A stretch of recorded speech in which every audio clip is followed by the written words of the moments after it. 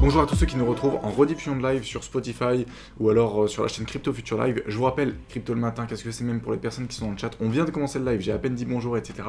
Il y a tout le monde qui commence à arriver à droite à gauche. Je vous rappelle, Crypto le matin, c'est tout simplement une heure et demie de live qu'on fait à peu près tous les lundis matins. À 9h sur la chaîne twitch.tv/cryptofuture et on discute de l'actualité des cryptos, on discute un petit peu des marchés, comment ça va, est-ce que les marchés se portent bien, est-ce que c'est la merde. On parle aussi de la DeFi, de la démocratisation des cryptos. Démocratisation, c'est un mot que vous allez beaucoup entendre. Donc voilà, je vous invite à nous rejoindre en live tout simplement. Mettez un petit rappel sur votre téléphone et même si vous êtes sur iOS, mettez-vous un petit shortcut. Vous mettez une alarme tous les lundis matins à 9h et dès que vous éteignez votre alarme, ça lance l'application Twitch avec le petit stream de Crypto Future, comme ça vous tombez directement sur le live. Et ben le petit live Crypto le matin, il lance bien la semaine. Vous n'êtes pas d'accord avec moi? Moi je kiffe. Je pars au ski dans 2 semaines. Donc le 14 il n'y aura pas de live. Franchement février c'est le meilleur mois. C'est le mois où tu pars au ski. Je vais avoir 20 ans.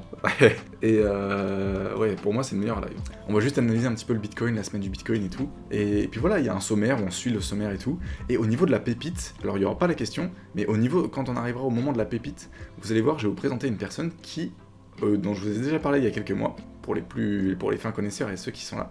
Et vous allez voir, ça va être plutôt sympa, on va venir sur Discord, c'est la première fois que je fais ça d'ailleurs. Là il y a moi, Crypto le matin, présenté par Alex, bras droit et monteur de Crypto Future. Lundi à 9h, sujet abordé, démocratisation des cryptos, DeFi, projet blockchain, crypto pépite, discussion avec le chat, voilà. Et ensuite il y a Mathéo, du coup il fait des horaires un peu aléatoires. Et il y a Alan aussi, du coup forcément, vous le connaissez, Alan Trading. Tous les jeudis à 21h maintenant, avant c'était 20h, maintenant c'est 21h. Donc voilà, mettez-vous un petit rappel. Et là pareil, lui il fait surtout de l'analyse, des débats avec le chat, etc. Donc voilà. Dites-moi d'où vous venez là. Est-ce que vous venez de Suisse? Est-ce que vous venez de France? De quelle ville en France? Alors il y a 2 personnes d'Île-de-France, Fibonacci et Maxoum. On a du Toulon, on a du Suisse, on a du Lyon, Big Up, 6-9 Latric, Saint-Thé, comme Mathéo du coup, comme Mathéo, Saint-Étienne, un Stéphanois. Il y a RGPL, première fois sur le chat, qui nous dit « Je viens de Francfort ». Allez l'OM. Il y en a qui viennent du nord, de l'île de Liège. Il y a du Nice. Oui, je viens de Toulon, mais je viens en Australie. Ah d'accord, ok. Il y a un Canois, un mec qui vient du 28, c'est Chartres. Ouais, je sais qu'il est du 42, le boss. Je viens de Mercure. Ouh, let's go. Un extraterrestre, du coup. Et donc, vous voyez bien que il y a 9 personnes pour qui, enfin, il y a 18% pour qui ça serait haussier, 32% pour qui ça serait baissier, 38% pour qui ça serait neutre. Alors là, si on était vraiment très cartésien, et il y a 10% aussi pour qui personne ne se prononce. Alors si on était très cartésien, on se dirait bon bah c'est neutre, ça va être neutre tout simplement. Mais en fait non, ça montre bien, généralement c'est beaucoup plus partagé. Je me rappelle à l'époque quand on était vers septembre et tout, la plupart des gens étaient haussiers, en l'occurrence parce qu'on allait monter, etc. Et c'était beaucoup plus partagé, c'est-à-dire qu'il y avait au moins genre 80% des gens qui étaient haussiers, puis après ça s'équilibrait entre baissier, neutre, et ne se prononce pas. En plus j'ai mis Béziers, j'ai même pas vu. Donc voilà, donc vous êtes plutôt neutre hein, cette semaine, on verra bien comment ça se passe. Mais j'ai l'impression que neutre, c'est à peu près toutes les semaines en ce moment. Les gens savent pas trop dans quel sens ça va aller. Bon là du coup je suis en daily. Faites pas attention à tout ce qu'il peut y avoir. Bon, la semaine dernière, je vous ai présenté ce canal là. Bon, pour l'instant, on a fait qu'une touchette. On a même pas fait une deuxième touchette en bas. Et c'est un canal vraiment très long terme. Et c'est peut-être en fait le bottom qu'on aura durant les prochains bear market et tout. Mais c'est pas réaliste. Hein. C'est pas réaliste du tout ce que j'ai mis. Donc voilà. Faites pas trop attention. C'est juste pour vous montrer à peu près la zone dans laquelle on est en fait au niveau des prix. Donc là, si on compte pas la bougie d'aujourd'hui, sur 7 jours, donc sur une semaine, on a fait que des bougies haussières. Et on a fait 2 bougies baissières, tout simplement. On a fait 2 clôtures dans le rouge.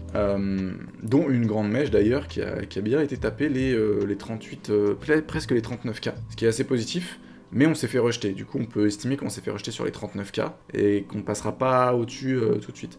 On verra comment ça se passe en tout cas. Cette tendance, n'y faites pas attention non plus. Vous savez quoi, on peut même faire ça, donc ça va être mieux pour voir. Par contre, vous pouvez voir que la tendance a beau être haussière, on voit bien que les volumes sont descendants. Et ça, comme d'hab, comme vous le dit Mathéo depuis des jours et des jours et des jours, quand on n'a pas de volume, on peut pas relancer de tendance haussière. Et c'est tout à fait normal. Donc là, ça pourrait peut-être faire pareil, genre peut-être qu'on pourrait revenir aller toucher cette semaine le ruban, peut-être. Donc voilà, le ruban, il va passer là, hein, juste ici. Nous, peut-être qu'on va remonter vers là, et pouf, redescendre, et ça pourrait peut-être nous faire retomber. A l'inverse, si on arrive à traverser le ruban, je vais essayer de vous dessiner un peu le ruban, si on arrive à traverser le ruban, bon, on se fait rejeter un petit peu, voilà, on arrive à traverser le ruban, là ça peut être assez positif. Parce que la dernière fois qu'on est passé en dessous du ruban et qu'on a retapé à la hausse, donc une fois qu'on est repassé au-dessus, bon généralement quand on le repasse au-dessus c'est quand il se resserre un petit peu, hein. Vous voyez bien ici, il était bien écarté, et une fois qu'il s'est resserré un petit peu, c'était beaucoup plus facile pour le traverser. Donc on attend peut-être cette phase où le ruban va justement se stabiliser. Mais pour qu'il se stabilise, il faut qu'on arrête d'avoir des gros mouvements baissiers comme on a eu là, comme on a eu ici, ou comme on a eu ici. faut qu'on ait une stabilisation, un peu comme ici, juste là. Et là, ça serait très positif si on arrive à avoir une stabilisation pendant quelques jours, quelques semaines et tout, et qu'on puisse après, une fois que tout se sera resserré là, hop, qu'on puisse le traverser, tout simplement. Au niveau du MACD, on s'en bat les couilles, hein, ça fait que cross à droite à gauche.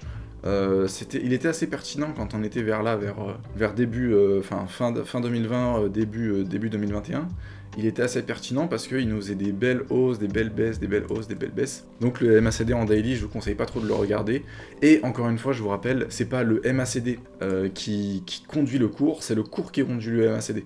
Donc si ça cross bullish ici, c'est pas le MACD qui cross bullish, c'est juste que le cours il s'est stabilisé un petit peu, et donc le MACD a cross bullish. Donc voilà, c'est bien important à prendre en compte. C'est des indicateurs, hein. Ça c'est pas des trucs qui font varier le cours, c'est le cours qui les fait varier. Et il faut bien comprendre ça en tête. Tout simplement du RSI là qui était revenu à un point bas. Le dernier point bas qu'on a fait à ce niveau-là, c'était en mars 2020.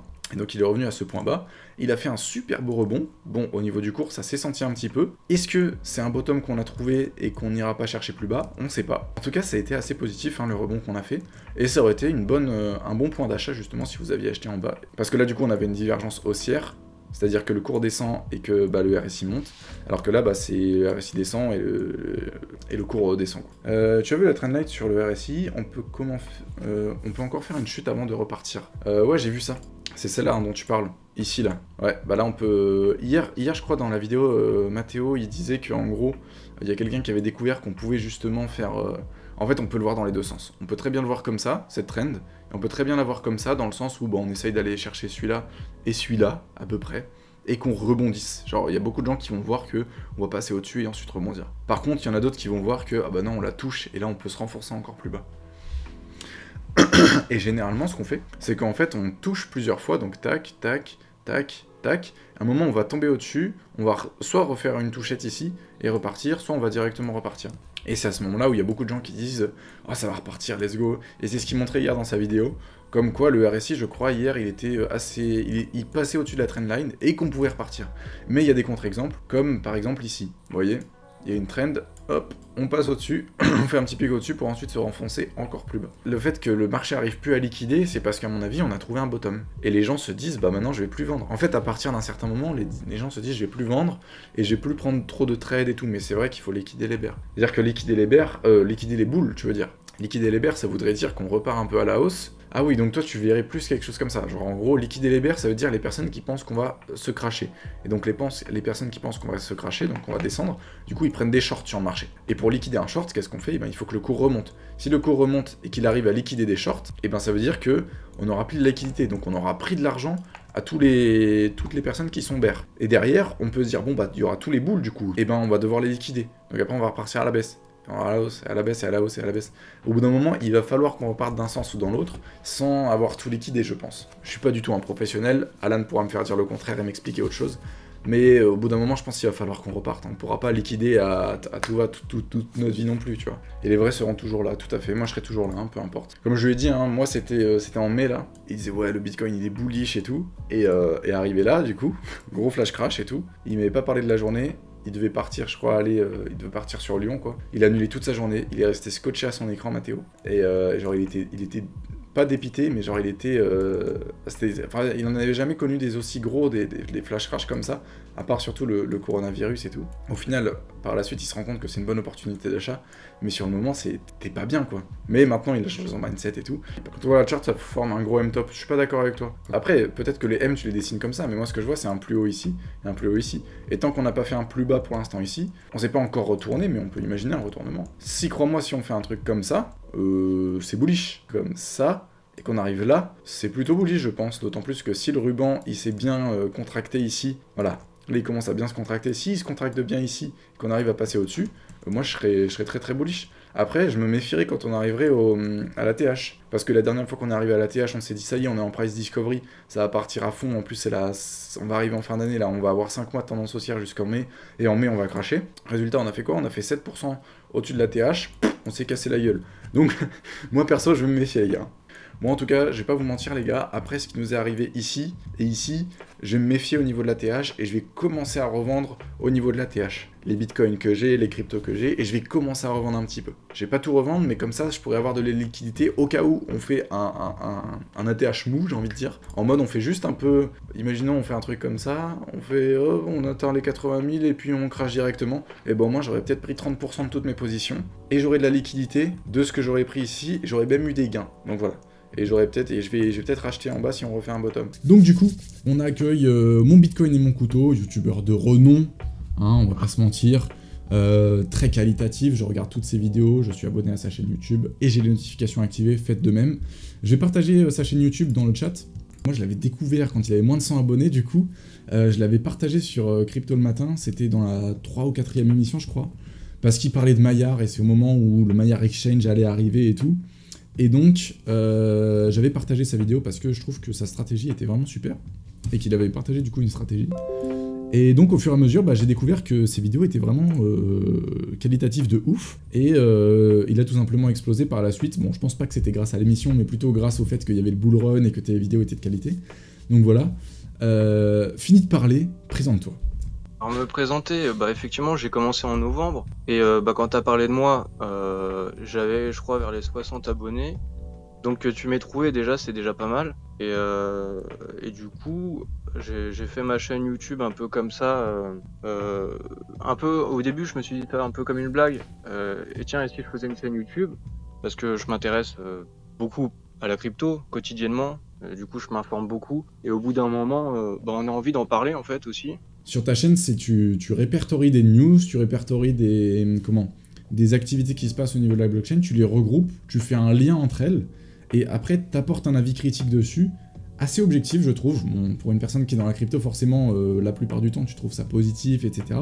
Mais tu apportes toujours un avis critique, et c'est ça que je trouve génial, d'autant plus pour moi par exemple, à l'époque où j'arrivais pas mal à m'informer et tout, et depuis quelques mois, j'ai de plus en plus de mal à m'informer sur les cryptos. Et donc une chaîne comme mon Bitcoin et mon couteau, c'est génial parce que ça me permet du coup de pouvoir m'informer, d'avoir des notifications sur des sujets qui m'intéressent, et des pépites à dénicher en fait, j'ai envie de dire, des mouvements qui vont se passer par la suite, qu'on peut déjà détecter avec des petits indices et tout. Je pense par exemple au Maillard Exchange. Ouais. Aujourd'hui par exemple, il va y avoir des nouveaux listings. Et toi tu parles des probables listings qui pourraient y avoir sur Maillard Exchange, tu parles des probables tokens qui pourraient arriver, tu as parlé d'Utrust, d'ailleurs on va parler un petit peu aussi du prochain Maillard Launchpad probable qui va arriver, et donc je trouve ça super intéressant, et ouais, ta chaîne est super qualitative parce que vraiment tu arrives à regrouper plein de news que des gens peuvent passer à côté en fait. Je reste un petit peu branché sur les news de Benjamin Minkou, son compte Twitter, le CIO de Maillard, de Elrond. Je suis un petit peu ces comptes-là, donc forcément quand il y a une nouvelle, j'en parle. Et puis du coup, ça intéresse aussi beaucoup de monde parce que, ouais, en fait aussi ce qui s'est passé, j'ai fait ma chaîne en novembre. Ceux qui regardent ma chaîne le savent, je parle pas mal d'Elrond et de tout ce qui tourne autour. Ça s'est fait un petit peu par hasard parce que j'ai lancé ma chaîne à un moment où il y avait beaucoup d'actualités sur Elrond, et vu que moi je m'y intéressais, du coup j'ai parlé des choses que je savais, et les infos sur lesquelles moi je me renseignais moi-même. Du coup après l'Ether, après le Bitcoin, c'est le GLD. Du coup, je me suis dit que ça pouvait intéresser du monde. Et du coup, de là, t'es parti et tu t'es dit, bon bah let's go, je vais m'enseigner de fou sur ce projet et tout. Moi-même, en fait, ouais, il y avait l'actualité, il y avait le Maillard Launchpad, il y avait le Maillard Exchange, il y avait tout ça à ce moment-là. Moi, forcément, moi-même, je cherchais des informations dessus. Je me suis dit que des gens devaient chercher aussi, donc ça pouvait intéresser des gens. Donc, quitte à moi-même me faire mes réflexions et chercher de l'info, autant la donner aussi aux gens qui cherchent le même type d'informations. Ouais, de fou. Et moi, je suis le premier fan, en fait, j'ai envie de dire, parce que moi, je suis à fond dans Maillard, dans Elrond et tout. Et comme je te dis, j'ai tellement de mal à aller trouver les infos et tout, et à tout regrouper, et à faire des liens entre ces infos, que toi, tu me permets de faire ça. Je regarde ta vidéo, x2, des fois ça dure 10 minutes, du coup, je la regarde en 5 minutes. J'arrive à synthétiser plein d'informations, et qui donne de l'espoir dans un projet dans lequel on a l'impression qu'il n'y a pas trop de news, ou alors qu'ils traînent un petit peu des pieds, alors qu'en fait ils sont vraiment en train de travailler de fou dessus. Ce que veulent les gens en fait, c'est de la simplicité, c'est pas forcément des analyses graphiques ou quoi, c'est plus connaître, comprendre, apprendre, avoir quelqu'un qui synthétise et qui vulgarise simplement la crypto, et donc toi tu fais super bien ce truc. Ouais, je fais pas du tout d'analyse technique et tout ça, les graphes, mais c'est plus mon truc, c'est plus l'information, parce que je fais ça depuis très longtemps, hein, toutes sortes d'informations, pas seulement la crypto, mais je m'intéresse à pas mal de choses, et puis du coup je me fais pas mal de réflexions, et là bah je fais la même chose mais pour la crypto. Donc je parle pas mal aussi de métaverse, j'essaie de voir en fait le plan d'ensemble et prendre du recul sur ce qui est en train de se passer et sur ce qui pourrait se passer bientôt. Et aussi je m'intéresse beaucoup à ce que ça pourrait apporter dans la société, dans nos modes de vie, nos habitudes, qu'est-ce que ça peut changer. Et surtout avec le métaverse, ça risque de changer beaucoup de choses dans nos vies. Et bon, si les marques, si les Meta, les Google, les Microsoft, là surtout ces derniers temps, ils s'y mettent tous, même des pays. C'est qu'il y a des grosses choses qui sont en train de se passer, donc Exactement. il va y avoir beaucoup de chamboulements, quoi. La semaine dernière, je vous en parlais un petit peu. On va parler du projet Ethereum. Alors moi, je prononce ça Ethereum. C'est Ethereum, Ethereum, Ethereum, je sais pas, bref. Déjà fait une vidéo qui est prête et qui sortira sur ma chaîne le 2 février dessus, où je présente pas mal de choses dessus sur le projet, et moi j'appelle ça Ethereum dans ma vidéo, mais je suis sûr que c'est pas la bonne prononciation. Et je crois avoir entendu le CEO de Ethereum du coup, et lui il dit Ethereum, je crois. Apparemment, probablement, le prochain Maillard Launchpad. Alors je vous rappelle ce que c'est le Maillard Launchpad. En fait, c'est une plateforme créée par l'entreprise Elrond, qui est en lien avec tout ce qu'ils font dans la blockchain et tout, leur wallet, leur portefeuille si vous préférez, Maillard et tout. Et en fait, ils ont une plateforme qui s'appelle Maillard Launchpad, sur laquelle en fait ils vont mettre en avant des projets crypto et qui vont donner l'opportunité à la communauté d'acheter des tokens avant la sortie, comme une ICO en fait si vous voulez. Et donc là ils en ont déjà fait un avec une entreprise qui s'appelait HoloRide, avec un token qui s'appelait le Ride. Et pour toi, pourquoi ça serait le prochain Maillard Launchpad en fait du coup? En fait, il y a quand même pas mal d'indices. Bon, après, j'en parlerai mieux dans ma vidéo qui sortira dessus. Mais il y a le fonds d'investissement Morningstar Ventures qui a aussi financé le projet Elrond. Ok. Le CEO de Morningstar Ventures, il s'appelle comment déjà, Carlucci, je crois, je sais plus son prénom. Et en fait, il est aussi conseiller du projet Elrond. Et Morningstar Ventures a ouvert un incubateur, le Dubai, le nom c'est quoi exactement? Le Elrond Dubai Incubator. Et du coup, c'est pour faire naître des projets, les financer, les conseiller, et pour que ce soit du coup développé sur la blockchain Elrond. Du coup, Ethereum, c'est le premier projet qui a été choisi pour développer, conseiller et tout. Et donc, ils vont avoir 1,5 million pour le développement de ce projet. Et puisque ça s'appelle quand même le Elrond Dubai Incubator, il paraît quand même assez logique que ce soit lancé à un moment donné, parce qu'il doit y avoir une token sales qui aura lieu. Moi, je me suis un petit peu informé sur Telegram. Ça aura lieu soit fin février, soit début mars. Et ça devrait être annoncé début février, la date de l'ICO. Ah ouais. Et en fait, du coup, ça paraît plutôt logique, quoi. C'est quand même, ça sort du Elrond Dubai Incubator. Ils vont faire une token sales. Il y a un Maillard Launchpad, bon, ça paraît quand même logique. Et donc tu penses qu'en fait sur Maillard Launchpad, début février, ils vont annoncer tout simplement sur... Je sais pas s'il y a un compte Twitter Maillard Launchpad. Ouais, du coup moi sur Telegram j'avais un peu posé la question, et du coup c'est ce que eux disent, en côté de Ethereum, c'est ce que eux disent en tout cas. Du côté du Maillard Launchpad, ils n'ont pas communiqué dessus, hein, je crois pas. D'ailleurs le token, il devait s'appeler... MISA, je crois, MYSA. Ok. Et en fait, ça s'appellera Ethereum tout simplement. Donc en fait, ils sont en train de faire les derniers réglages avant de faire des annonces, je pense. Donc et sûrement pour tout bien présenter pour le Maillard Launchpad, comme ça a été fait pour le Ride. Et aussi un autre indice qui montre, je pense que ce sera Ethereum sur le Maillard Launchpad, Morningstar Ventures. Ils ont aussi fait partie des investisseurs de HoloRide. Donc, ah oui.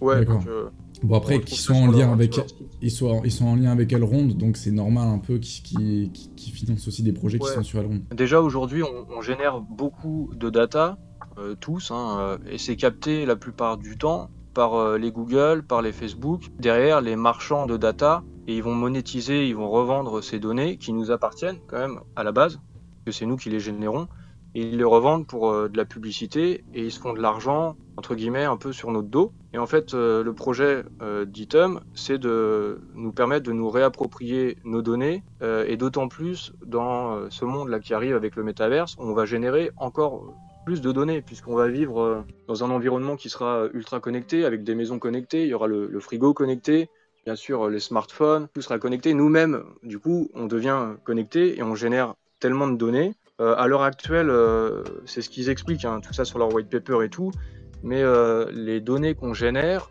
chaque année, mondialement, ça vaut 200 milliards. Et donc tout cet argent, ça va à Google, à Facebook et tout ça. Et donc le truc central, on va vivre dans un monde avec des avatars. Il y a déjà pas mal de sociétés qui s'y sont mises et qui vont nous permettre de créer des avatars. Il y a Meta, du coup Facebook. Il y a aussi des entreprises comme Artefact ou comme Ready Player Me. Et, bon, il y en a pas mal qui se multiplient. Il y a aussi Coinbase, je crois, qui veulent se lancer dans ces avatars-là. Et en fait, c'est l'identité numérique. J'ai fait aussi une vidéo sur ce sujet. Et donc dans ce monde de ce Web3, ce monde hyper connecté, augmenté, on va avoir un avatar, une identité numérique, et Itum fera partie de ces fournisseurs d'un avatar, d'une identité numérique. Sauf que là, on pourra cloisonner cet avatar, ce sera un peu comme un coffre-fort dans lequel on pourra choisir soit de conserver et protéger toutes nos données, soit de pouvoir nous-mêmes les monétiser et en fait en quelque sorte les mettre en location sur un DEX, sur un Decentralized Data Exchange. Donc en fait c'est comme un DEX pour la crypto, pour les tokens, sauf que là ce sera pour nos data. Et en fait l'avatar, on voit ça sur le one paper que tu montres, il y a l'avatar, ils appellent ça le NFMe, ouais voilà c'est ça, ils appellent ça le NFMe. Et dans ce NFMe, il y aura en quelque sorte plusieurs branches de NFT, des data NFT. Ça peut être des branches qui concernent nos data sur nos données de santé, nos données, je sais pas, sur plein de choses, sur ce qu'on fait quand on est sur Internet, des données de toutes sortes en fait. Et donc il y aura plusieurs branches et on pourra choisir de déposer certaines de ces données, celles qu'on veut, sur les DEX, dans des sortes de farms, et ça pourra nous générer des revenus. Tout ça sera fixé dans des smart contracts, et du coup, tout sera clair, tout sera inscrit. Ils développent aussi de l'intelligence artificielle, et en fait, dans ce monde-là à venir, dans quelques années, on va avoir des assistants personnels. On en a déjà, les Siri, les Alexia, les Google et tout ça, et en fait, on va avoir des sortes de coachs qui vont utiliser un peu nos data et qui pourront détecter je ne me souviens plus de tous les noms, il y a OkPulse, par exemple, ils ont un site internet qui s'appelle OkPulse, Itum, c'est dans le cadre du monde du travail, et là ça sert à détecter par exemple des signaux faibles de stress chez les employés, des conflits internes et tout, et ils comprennent tout ça avec la data. On rentre dans ce monde de la data et presque de la data prédictive. C'est un roman d'anticipation un peu, de science-fiction, et ça décrit vraiment très bien cette société-là. Et moi, c'est aussi une des raisons pour lesquelles je suis rentré dans la crypto. On retrouverait en fait ces choses qu'on trouve dans le livre, qu'on pourrait retrouver des projets crypto qui auront ces problématiques de la data en fait. Et du coup, Itum, je trouve ça passionnant parce que ça correspond vraiment à ce que j'ai vu dans ce livre, ce que moi-même je me disais, c'est ce qui risque de se passer. Et donc on aurait besoin de projets comme Itum, à la condition que ce soit effectivement vraiment bien décentralisé. Et du coup, ce serait un outil plutôt pour défendre nos libertés aussi en quelque sorte. C'est aussi l'esprit de la crypto. Avec cet avatar, on pourra voyager dans le multiverse global. Voilà. Et du coup, sur les différentes plateformes, on pourra autant aller dans Horizon de Meta ou dans Decentraland, Sandbox et tout ça. On pourra se balader partout parce que c'est cross-chain. Et eux, ils appellent ça la Green Room, où en fait, on aura notre avatar. Techniquement, en VR, on sera dans une sorte de lieu qui s'appelle la Green Room, et avec des portails, comme des sortes de Stargate, comme dans la série Stargate pour ceux qui connaissent, et du coup on pourra partir vers les autres plateformes, quoi. Tu nous as dit qu'il y aura plusieurs fournisseurs d'avatars dans le métaverse, Ouais. dont Item. Et en fait, tous les autres fournisseurs d'avatars, si je comprends bien, ne seront pas aussi sécurisés au niveau des données que Item. Par exemple, si Meta fait son fournisseur d'avatar et Item fait son fournisseur d'avatar, si j'ai un pote par exemple qui est pas du tout dans la crypto et tout, qui s'est juste créé un truc, un avatar comme ça parce que Meta lui a proposé, Facebook, il va se le créer, sauf que toutes ces données à lui seront récupérées par Meta et revendues, c'est ça. Alors que moi, mon avatar avec Item, il sera physiquement, bah on aura juste un avatar différent quoi, mais dans les données, moi mes données elles seront sécurisées et je les aurai pas vendues si je le décide de pas les vendre, alors que lui, elles seront vendues contre son gré, c'est ça? Ouais, en fait, en quelque sorte, aujourd'hui, c'est comme si on avait déjà des avatars, tu vois. Si t'es sur Twitter, si t'es sur Facebook, t'as déjà un pseudo, t'as déjà une sorte d'identité. Ouais. Que bah là, aujourd'hui, t'as pas trop le choix. C'est justement ces GAFAM, ces grosses entreprises de la tech qui centralisent et qui récoltent toutes les données. Et moi, je serais d'accord, par exemple, pour vendre mes données en récoltant de l'argent moi-même, en vendant mes données, donc en récoltant de l'argent moi-même, à des entreprises pour qu'elles puissent m'afficher des pubs pour des produits pour lesquels je serais intéressé. Ça m'intéresserait par exemple. Alors que donner mes données à des géants, genre des GAFAM, et qui se fassent de l'argent sur mon dos, et qu'en plus ils me vendent des produits que je pourrais acheter, mais sur lesquels, où je gagne aucun argent, tu vois, ou juste ils me font dépenser à fond et ils se font de l'argent sur mon dos, ça me dérange, tu vois. Justement, dans le livre Zéro, dont j'ai parlé, bah c'est justement un monde comme ça où on a des lunettes et on peut voir tout un tas d'informations en réalité augmentée. Mais du coup, tu peux même savoir des informations sur les gens. Parce que quand on vit dans un monde de data et aussi de data biométrique, en tout cas dans ce livre, hein, je ne sais pas si on arrivera à ce point à des extrémités comme ça, mais tu peux voir, t'es dans le métro, t'es dans le train, toi, tu peux connaître son nom en fait. Dans la réalité augmentée, tu peux connaître son nom, tu peux savoir un peu qui c'est et tout ça, et les informations de cette personne qui sont en fait. T'imagines bien dans un aéroport par exemple, bah, automatiquement t'apparaîtra, on pourra savoir ton nom et savoir toutes ces données-là aussi de toi, tu vois. Ouais, bon après je pense que si on a une identité numérique par l'Europe ou des trucs comme ça, je pense que dans tous les cas, il n'y aura même pas besoin des caméras parce qu'ils pourront géolocaliser. Et grâce à ton adresse décentralisée, ou j'en sais rien, ou même juste ton téléphone ou quoi, ils pourront savoir que t'es à l'aéroport, tel jour, machin, enfin voilà quoi. Ouais, voilà, on part vraiment du coup, on se projette un peu dans ces films de... Ouais, mais c'est super intéressant, on peut imaginer le pire, hein, à côté. Je me dis, mieux vaut imaginer le pire, comme ça, bah on s'attend au pire. Et Mais justement, si t'imagines le pire, tu vois, tu me dis, ouais, te géolocaliser, de toute façon, on pourra... Ouais. Et on peut dans la mesure où tu as ton téléphone portable. Une fois que tu le lâches, on sait plus où t'es, tu vois. Ouais. Alors qu'avec des caméras...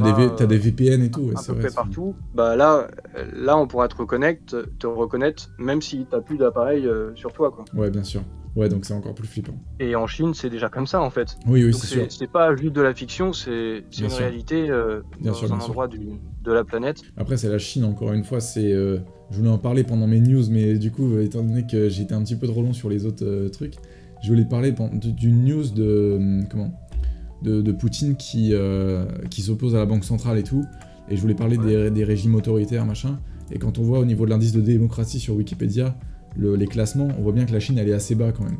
Donc, c'est pas très démocratique, mais le jour où ça doit arriver dans l'Union Européenne ou en France, je pense que pas mal de la population pourra se révolter contre ça. Certes, c'est pas un régime démocratique, la Chine, mais en fait, depuis 2 ans, on a plus eu tendance, nous, à s'aligner sur leur modèle à eux et sur leur façon de faire que l'inverse.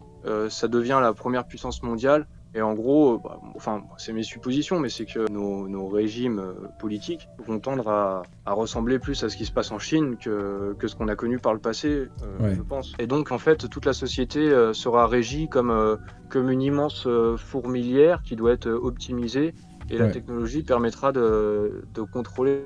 Moi, je crois pas à ça, mais il y a d'autres personnes qui croient pas à autre chose, dont Mas XCI qui nous dit « Je suis le seul à ne pas croire au métaverse, on n'est pas prêt et beaucoup de gens n'ont pas envie de vivre dans un monde en VR. » Mais moi, je crois pas au métaverse dans le monde en VR, mais je crois plus au métaverse dans un monde en réalité virtuelle. C'est-à-dire qu'on ait des informations en plus. Par exemple, tu te balades dans une vitrine, t'as pas envie forcément de rentrer dans le magasin ou quoi, t'as envie rapidement de voir les prix, et bah tu vas pouvoir voir que ça s'affiche sur genre des écrans en réalité virtuelle ou en en réalité augmentée, pardon, genre qu'il y a un écran sur la façade qui indique tous les prix de tous les trucs et tout, en fonction de ta taille, en fonction de ton poids, en fonction de la couleur que t'aimes bien, en fonction de tout ça, tu vois. Et tu pourras directement savoir s'il y a des trucs qui te plaisent ou pas dans cette boutique, tu vois. Et donc moi, je crois plus au métaverse dans le sens où ça va pas être un monde en réalité virtuelle, mais plutôt en réalité augmentée, tu vois. Je vois ça comme un monde, avant tout, qui sera hyper connecté et pas mal avec l'internet des objets. Et du coup, ces objets tous connectés et qui communiquent entre eux. Et du coup aussi, hein, c'est pour ça que Item, tous ces objets connectés qui vont générer tout un tas de données. Par exemple, dans ton frigo connecté, ce sera détecté que tu as presque plus de yaourt. Ouais, grave. Du coup, automatiquement, tu auras ton assistant personnel qui va te suggérer d'ajouter à ta liste de courses les yaourts que tu as l'habitude de prendre. Voire même, ils te proposeront une promo pour une autre marque de yaourt que tu n'as pas encore essayé, mais qui est en promo en ce moment. Où c'est Internet n'est qu'un effet de mode et ça ne durera pas. Et du coup, on voit bien qu'ils sont trompés, malgré le fait que, on voit bien que ça a été écrit en 2000, ce journal, le 5 décembre 2000, et que, ils sont complètement trompés, alors que, pourtant, il y avait quand même Google qui avait été créé, il y avait Yahoo, il y avait les moteurs de recherche, etc. Et par exemple, avec le Ride, je sais que j'en ai gagné, j'ai beaucoup revendu, mais j'en ai gardé une petite partie, parce que je me dis, on est quand même très early, et ça vaut le coup par rapport au projet. Et là, je me dis ça encore plus de ce côté-là. Bon, là, on voit la roadmap. Est-ce que tu peux nous en parler ou quoi, si tu as des informations en plus, pour savoir à quel moment, justement, on pourra créer son avatar? Est-ce que tu as déjà des infos là-dessus pour pouvoir créer son avatar dans le métaverse et tout? Ils en parlent, ils vont faire les testnets et tout ça. Ce sera pas tout de suite parce que, en fait, de ce que je pourrais comprendre, j'ai lu le white paper très long et il y a beaucoup de choses intéressantes dessus. Donc, pour ceux qui veulent se plonger dedans, c'est en anglais, mais bon, il y a moyen de mettre une traduction. En fait, eux, ils parlent du fait qu'au niveau des décisions, ils doivent en prendre eux-mêmes, même si le but final, c'est que ce soit géré et organisé en termes de DAO et géré par la communauté. Ça, c'est le but final. On voit en décembre 2023 là, sur cette roadmap. Mais avant ça, ils doivent eux-mêmes forcément prendre des décisions parce que s'ils partent trop tôt en DAO, ça risque de ralentir le développement du projet. Et pour être concurrentiel par rapport au développement de Meta et de tous les autres, ils doivent aussi pouvoir être capables d'aller vite et donc eux-mêmes de prendre des décisions au début. Ça va tendre vers de la décentralisation, mais pas tout d'un coup. Et du coup, les premières étapes, c'est ce qu'on voit là à l'écran. Je pense que ce qui va changer la donne, ça va être vraiment le marketing. Je sais que Elrond a un très bon marketing, et s'ils peuvent aider justement Item sur ce point-là, ça serait extrêmement bien. Parce que quand on voit Twitter, Meta, tous les réseaux sociaux qui essayent de faire la course au NFT, j'ai envie de dire, et au métaverse, ça peut faire peur. C'est-à-dire que Facebook, eux, ils n'auront pas de problème à faire du marketing. Hein. Ils ont une plateforme, ils ont plus de 3 ou 4 milliards d'utilisateurs.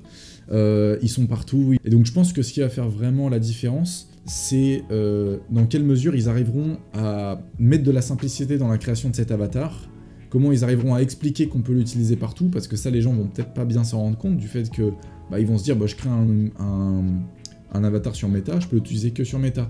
Je vais en créer un sur Twitter, je vais pouvoir l'utiliser que sur Twitter. Je vais en créer un sur Decentraland, je peux l'utiliser que sur Decentraland. Alors que là, ils pourront créer un avatar qui pourra être utilisé partout, tu vois.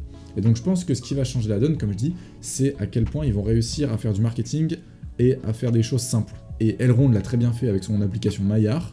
Ils ont réussi à démocratiser les trucs super simplement. Ils ont fait un marketing super génial parce qu'ils ont fait des partenariats avec des youtubeurs type Amixem. Ils savent très bien qu'il faut très vite avoir beaucoup d'utilisateurs et pour ça, l'axe, ça va être justement les jeux vidéo et le fait d'avoir un avatar parce que parmi les premiers usages du métaverse, ça va être les jeux vidéo. Et d'ailleurs, c'est pour ça que Microsoft, ces derniers temps, a racheté aussi à tour de bras Activision et tout ça, Bethesda. C'est parce que ça va être par le biais du jeu vidéo, très probablement, que on va pouvoir conquérir le plus d'utilisateurs très vite. C'est pour ça qu'ils ont créé un avatar. Si tu parles juste on va te créer juste une identité numérique et protéger tes datas, c'est pas forcément le truc qui va parler au niveau usage aux gens. J'ai l'impression que c'est les gamers qui se rendent le moins compte que les NFT et le métavers, ça va être une révolution du coup. J'étais en train de dire ça.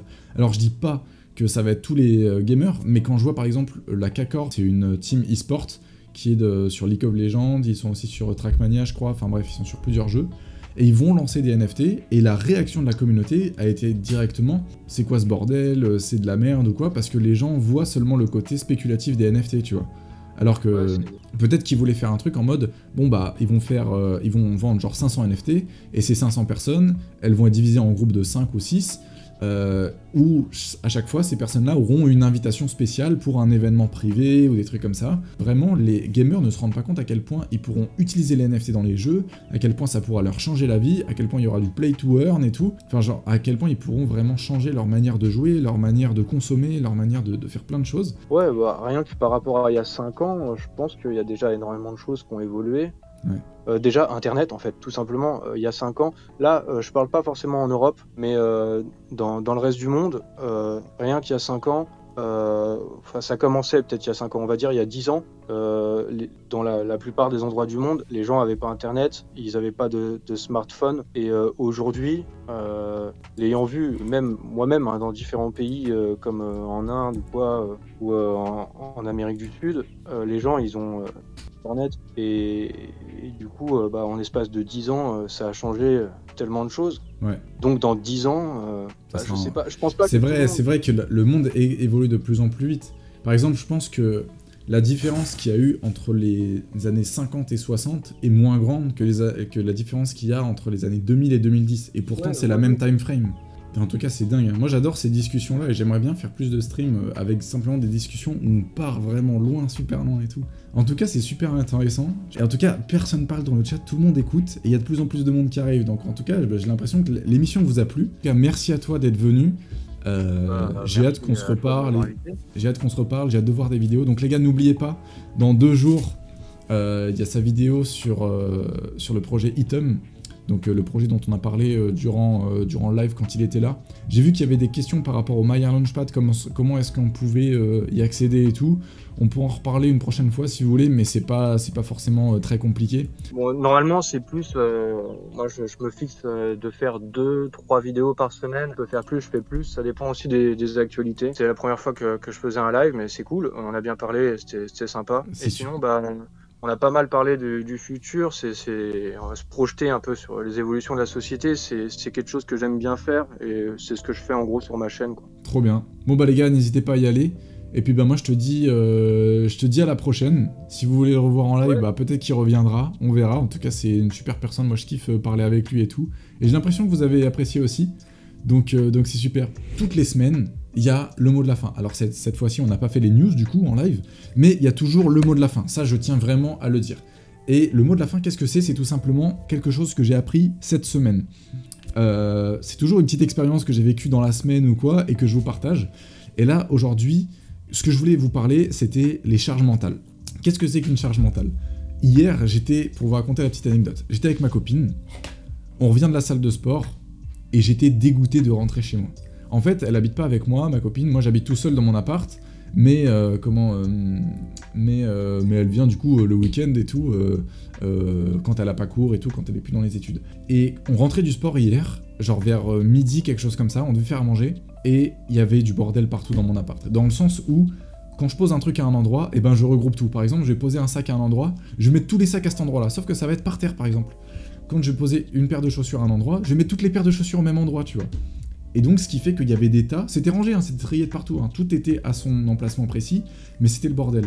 Et j'ai dit, tiens, j'en peux plus, ça me prend trop mentalement. Bref, du coup, les charges mentales, c'est quoi ? C'est quelque chose dont vous n'avez pas conscience, ou alors que vous avez conscience, mais qui est enfoui dans votre cerveau.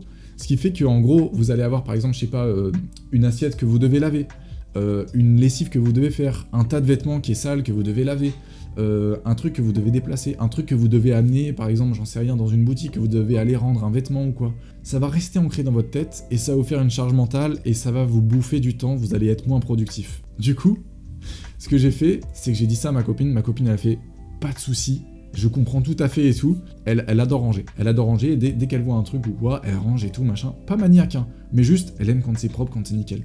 Elle a dit « je comprends tout à fait », j'ai commencé à ranger et tout, elle me fait « attends, tu vas manger ». Et ensuite, on va tous s'occuper de tout ça. Je vous jure, les gars, je suis parti à la douche, parce qu'on rentrait du sport, du coup, on a mangé, je repars à la douche, je ressors, tout est nickel. Elle a tout rangé, elle ouvre mes armoires, elle fait, bon, tiens, allez hop, ça dans les cartons, des trucs qui prenaient la poussière et tout, elle a tout rangé, Et du coup, en 1h30, vraiment, c'était bouclé, réellement. J'ai pris ma douche en 10 minutes, déjà elle avait tout bouclé, après on a fait un peu la poussière, l'aspirateur, machin, enfin bref, on a même réorganisé un petit peu la disposition de mon appart. Je vous jure, ça m'a libéré mentalement. Et aujourd'hui, c'est pour ça que je suis trop bien et que j'ai super bien commencé la semaine, c'est parce que je suis trop bien mentalement. Donc bref, je voulais vous partager ça. Si vous avez des charges mentales comme moi, eh ben n'hésitez pas à les ranger. Si vous avez un meuble qui est mal rangé ou quoi, rangez-le maintenant. Ça vous ôtera tout ce qu'il y a dans votre tête et tout, et vous allez pouvoir être beaucoup plus productif. J'espère que ce live vous aura plu, c'était excellent, je vois que des gens sont contents. À lundi prochain, j'espère que vous aurez apprécié le live. Sur ce, moi je vous dis à la prochaine, c'était Alex, c'était Crypto le matin, salut tout le monde!